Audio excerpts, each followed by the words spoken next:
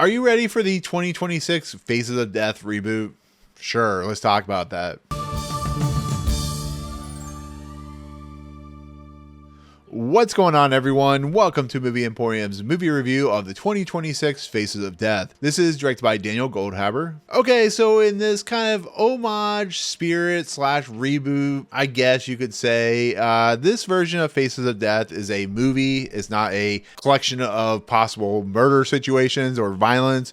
It tells the story of a girl who's played by Barbie Ferreira, who basically is working for this Facebook slash YouTube type company called Kino. She basically monitors violence and sexuality and all that stuff, determining what's good, what's not. She comes across these videos which become somewhat in the realm of like Faces of Death, the infamous 1970s murder videos or whatever. And she comes across this character, this individual who's basically recreating these interstitials. And that killer, of course, you know, it's in the trailers, is played by Dacre Montgomery, who of course is of Stranger Things fame. But basically it is a story about her trying to stop what she thinks is real murders and the nature of how people want to become famous and how they can, you know, do that through, you know, shock value, and they can do that through, you know, unethical treatment of whatever. And basically it is a look of culture on the internet and how we are just kind of mesmerized and, you know, sanitized by the violence that we see. So that's kind of what this movie's about. And it uses Faces of Death as kind of a,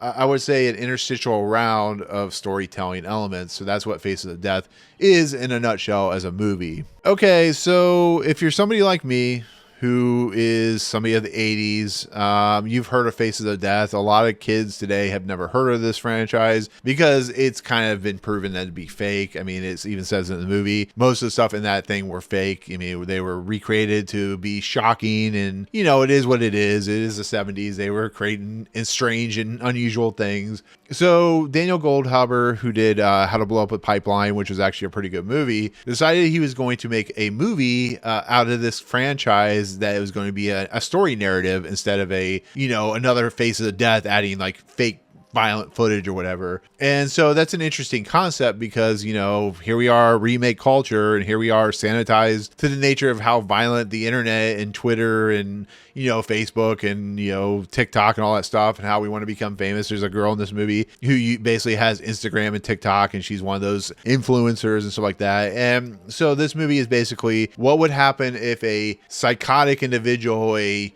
person who became obsessed with Faces of Death, started recreating that. That's kind of what the nature was trying to do. And it was the mystery movie of the week, and I was interested. Hopefully I was hoping for Exit 8, to be fairly honest, but you'll see my review for that this week anyways. I was curious if this movie was going to be any good.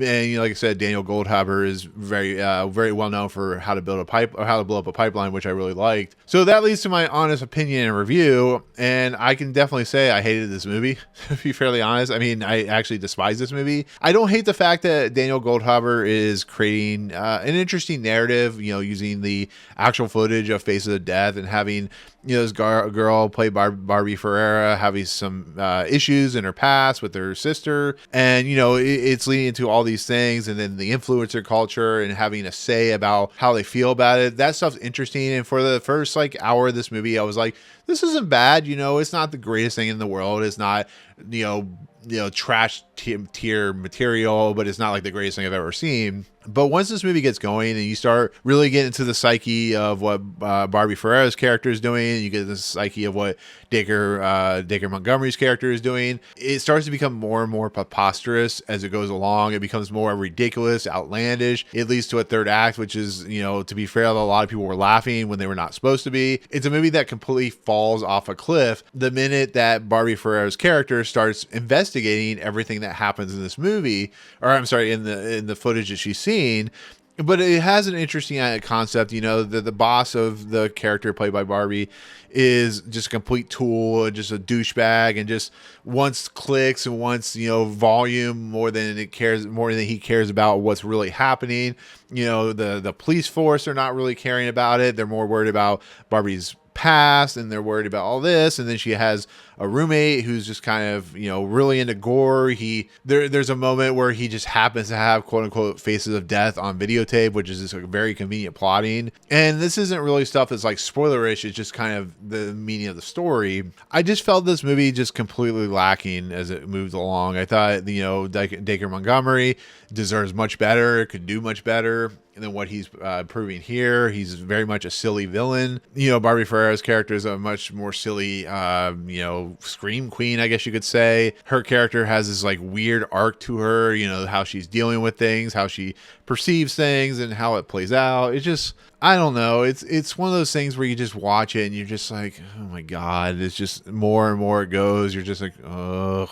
And it tries to be, graphic and sensationalism, and, it tries to be shocking sometimes with some of the stuff it's doing, but it doesn't really do much anything different than a lot of horror films you've seen in the last 20 years, to be fairly honest. And, you watch Hard Eyes, or you watch, Psycho Killer, or you watch any of these movies. It's Face of Death is the originator of like shock culture violence and shock culture content. And this isn't really shock culture. It's just another horror film that comes out, and it is what it is, unfortunately. And therefore I just really wasn't a fan of it. It has interesting ideas being presented, like I said, once again, with the culture and the community, and how TikTok works, and how, Instagram and Twitter and all that good stuff. But I found myself just bored by this movie, to be fairly honest. I just, by the time it rolls out, the music and the cinematography and just the direction, it completely flounders and completely just doesn't work on any level. So it's interesting for, like I said, close to an hour, and then just falls off a cliff. And I don't think either main characters in this movie are very interesting or very well put together. So that's my take on Faces of Death. Once again, it's just not very good. So honestly, just one of the worst movies I've seen this year, to be fairly honest. So there you go.